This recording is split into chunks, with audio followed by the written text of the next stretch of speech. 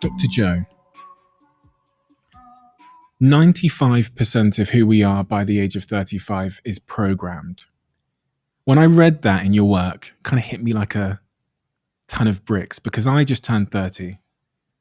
And if what you're saying there is true, without realizing it, there's a puppet master that sits above me that's calling the shots in a way that I don't think I've realized.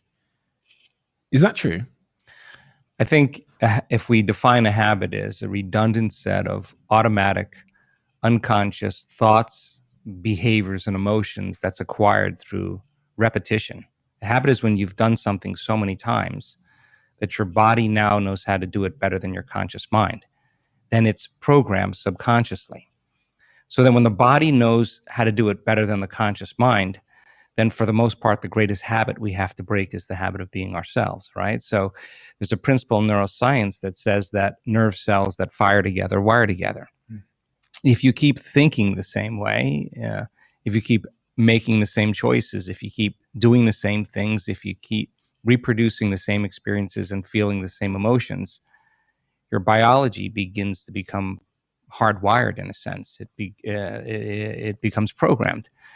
So in order to change something, to arrive at a new vision of your future, if you wanted to arrive at a new goal or new vision of your future, you'd have to change something about yourself in order to get there. And you'd have to change the way you think, the way you act, and the way you feel. When you begin to become conscious of those unconscious thoughts, so conscious that you don't let them slip by your awareness unnoticed or unchecked by you.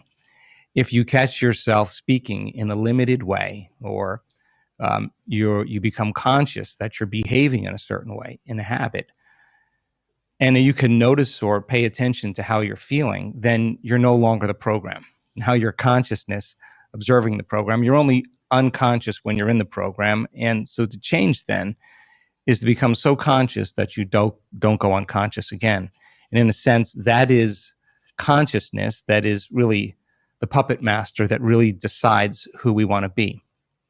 I think the biggest problem is that people lose their free will to a set of programs. And so their body is basically programmed into a predictable future based on what they've done in the past.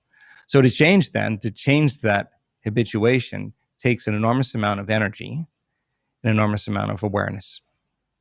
Why is this operating system, this program, useful? Because I look at everything the way that I do, and from doing this podcast and speaking to experts, I've stopped thinking that my body is against me. And I've started to realize that there's a reason for these things. There's a reason for the habits and patterns. And so why is this useful? Because it seems to be working against me in so many ways. Well, first of all, when we look closely at certain habits, whether you can ride a bicycle, whether you can speak a language, whether you can snowboard, when you first learn any of those things, it takes an enormous amount of conscious awareness to get your body to do what your mind is intending.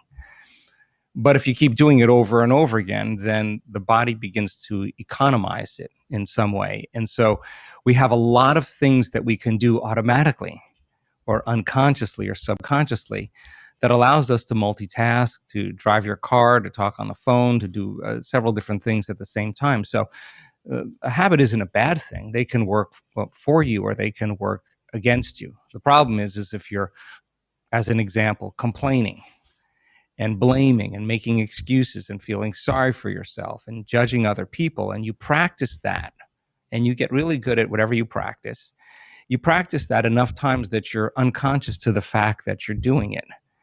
The moment you become conscious that you want to change that, you're going to be uncomfortable. It's going to feel unfamiliar. It's going to feel some degree of uncertainty. You're leaving kind of familiar known territory and you're stepping into the unknown. And so many people, when they want to change a habit, they have to be willing to be uncomfortable to do it. But habits can work for us. There's a lot of great habits that you and I both have that I would never want to change.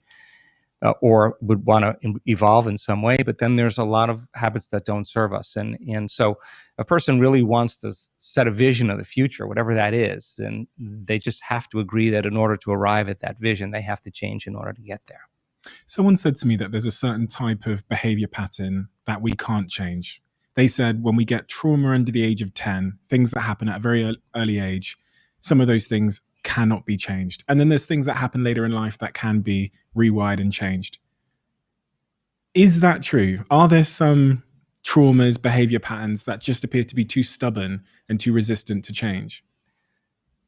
If you asked me that question just a few years ago, I probably would have a different answer than I do today. Because if you look at a lot of the work that we're studying in terms of human change and human transformation, we've seen people with really difficult pasts, really brutal pasts that were abused and traumatized at a very early age, and then repeated traumas that took place in people's lives.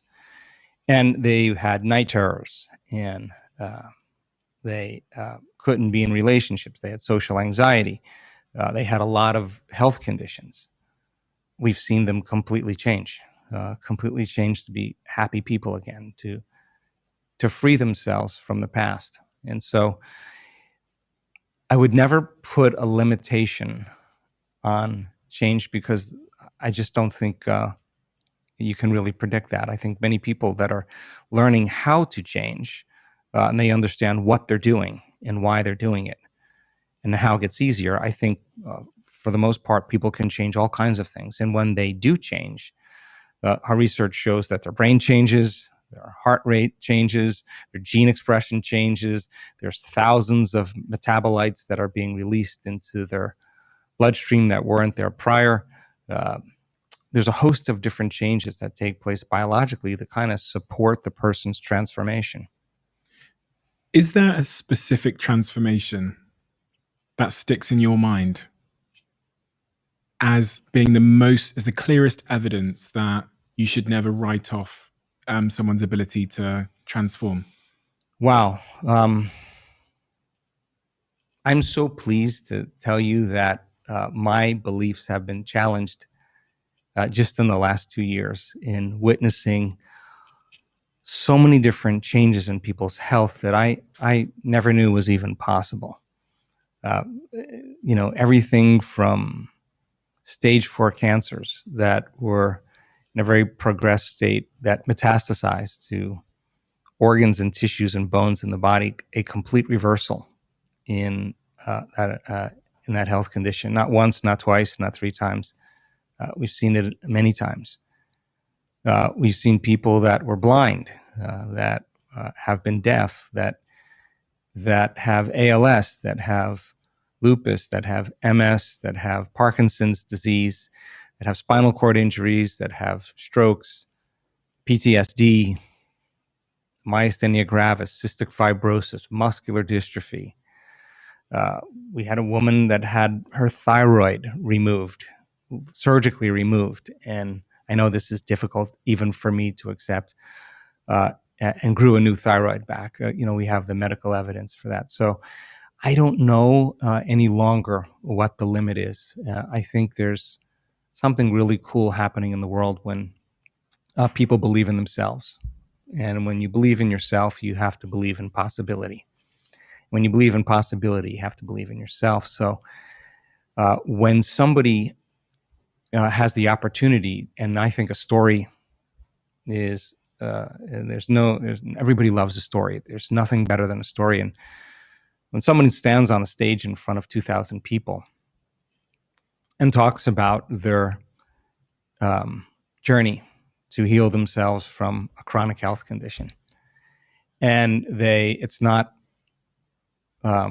always pretty. They lose things. They lose family. They sometimes lose their careers. They get sick before they get better. And you see this person's persistence, and you see that they were not doing the work, their inward work to heal. They were doing the work to change. And if they understood, if they truly changed, that their biology should change, and they were uncompromising every day in showing up for themselves and staying conscious of their unconscious self, and then reprogramming themselves in some way. When they tell that story, it's the 4-minute mile. It's somebody breaking through a level of consciousness or unconsciousness, and the collective that's observing the example of truth. They're actually relating with that person in a way that causes them to examine possibility differently. And when you become conscious of a new possibility, a change in consciousness is a change in awareness, right? So now it's in the collective.